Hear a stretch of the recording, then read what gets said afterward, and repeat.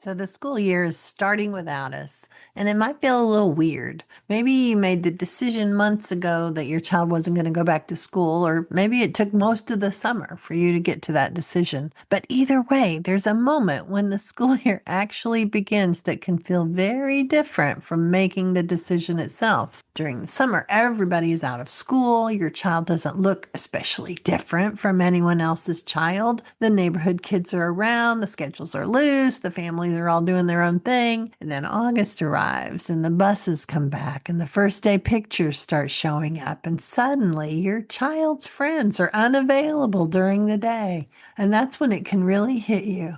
We're not going back. And I think that moment can feel bigger than parents expect, even when they're still completely comfortable with the decision. For years, that school calendar probably organized a huge part of your family's life. You knew when summer ended and what happened next, and there was a first day, a school week, a holiday break, and a last day.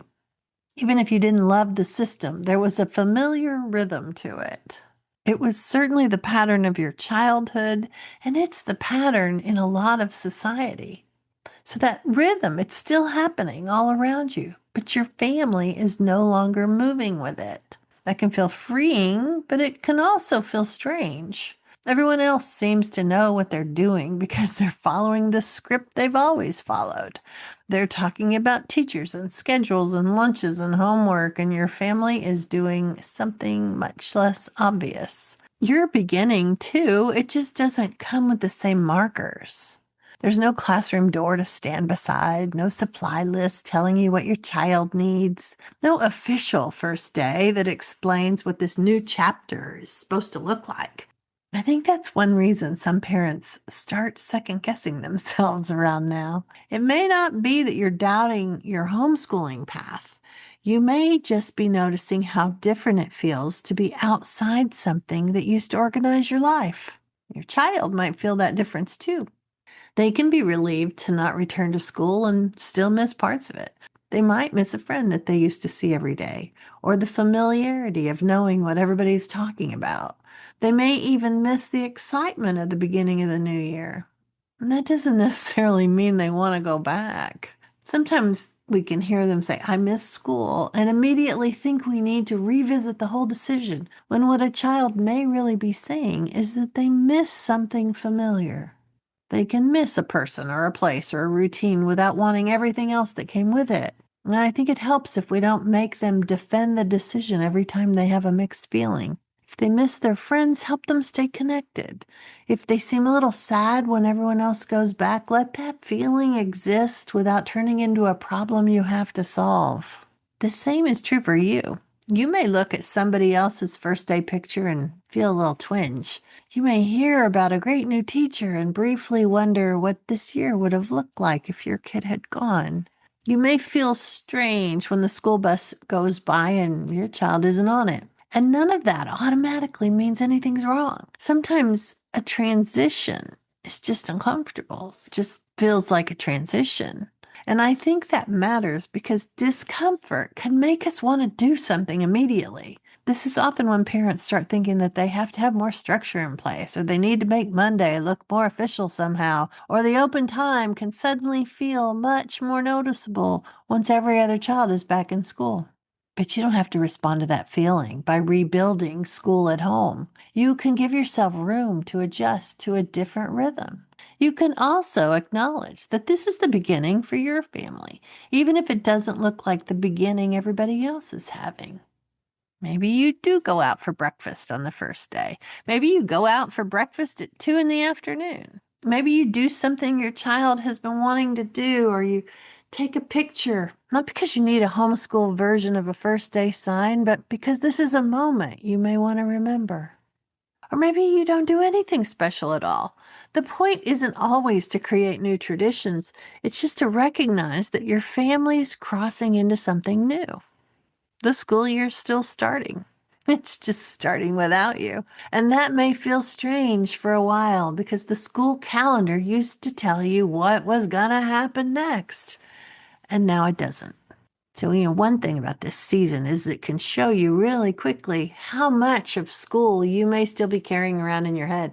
You may not want school anymore, but August may still make you feel like something should be starting. You may look at a child sleeping late or playing a game mid-morning and feel guilty or wish y'all were more productive, at least during the school hours, right? It's even worse when people ask, have you started yet? And you look over at your kid and you're like, yeah, kinda. It's kind of like poking you before you're strong enough or confident enough yet. But you're not doing anything wrong. You're learning to adapt to a new way of moving through the world. It's just not feeling familiar yet. You have years of conditioning to offset. And it's actually good to not ignore that because on a bad day, you didn't get enough sleep, the kids are squabbling, the toilet's backed up, and that little uncomfortable feeling grows into a much bigger fear if you haven't addressed it. It starts wrestling the steering wheel away from you. You let those voices in your head tell you how wrong you've been, or you lose your patience with your kids. Ask me how I know that. We've all been there. But after doing this myself and seeing so many other parents in the same boat, it's really easy to start wanting to recreate a little bit of school because it's familiar. Not because you really want to go back to it. You just don't like that uncomfortable feeling that comes when you're in this transition phase. You might find yourself thinking, okay, we need a tighter schedule because this open day makes me nervous. Or you buy curriculum because you want the reassurance, or you fill the calendar because your home feels a little empty. So when this happens, you can remind yourself, oh, there it is.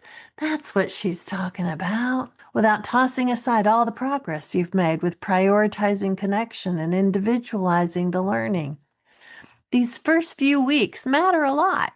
You're not just figuring out what your child needs, you're also figuring out which expectations actually belong to your family and which ones came from school. So that's why I created the Not Back to School 7-day challenge. Nothing stressful, just a daily reassurance from me. We'll spend the week looking at this transition time without rushing to recreate school. We talk about your home or your days, your child's learning, and some of the school expectations that can keep shaping your choices even after your child has left. It can help you slow down long enough to notice what's actually happening in your family before fear or habit or the school calendar starts making decisions for you. So come hang out with me for a week and I can help you get on to steadier ground.